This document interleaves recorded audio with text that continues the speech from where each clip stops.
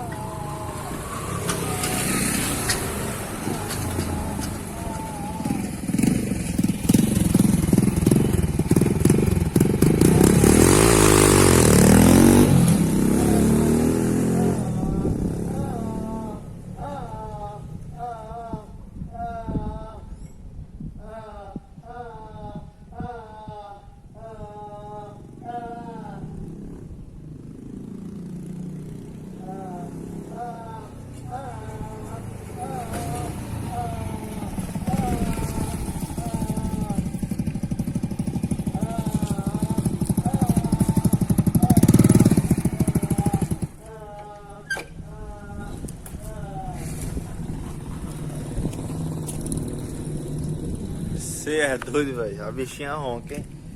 O mais legal dela, pessoal, é que o pessoal pensa que quando sai em duas saídas, ela vai... Pra sentar aqui pra falar melhor com vocês, o pessoal pensa que ela vai incomodar. Mas só que não, por causa dessa caixa de redução aqui, entendeu? De 2 para 1. Deixa eu tentar pegar melhor aqui pra vocês verem. Por causa dessa caixinha aqui, entendeu? Então, ou seja, ela não vai incomodar o quanto que incomoda só com uma saída só, entendeu? Faz diminuir o barulho que incomoda, deixa o som mais legal, mais bonito. Por causa que o segundo escapamento gera tipo um eco e dá uma diferença no som, entendeu? É por isso. Muita pessoa não tinha entendido porque que mudava o som, mas é por isso, porque gera um eco, entendeu? Do segundo escapamento e dessa diferença, então é bem da hora. Então quem quiser adquirir esse escape aí, se eu não já tiver vendido, mesmo se eu tiver, pode encomendar o seu, meu WhatsApp tá aqui abaixo na descrição desse vídeo. A gente vende tanto só como o escape, tanto como só a ponteira, ou os dois completos, entendeu? Fica a critério de vocês. Então é isso, pessoal, deixar de enrolação aqui, encerrar o vídeo aqui. Muito obrigado por você que assistiu até aqui. Isso é um vídeo simples, não tô mostrando muita coisa, porque só isso mesmo, né? É pra mostrar por enquanto. Mas é isso, se Deus quiser ver mais novidade aí. Quem quiser também escapamento 4 em 1, 3 em 1, 2 em 1 para CB300, a gente também tá fazendo aí, já fiz bastante.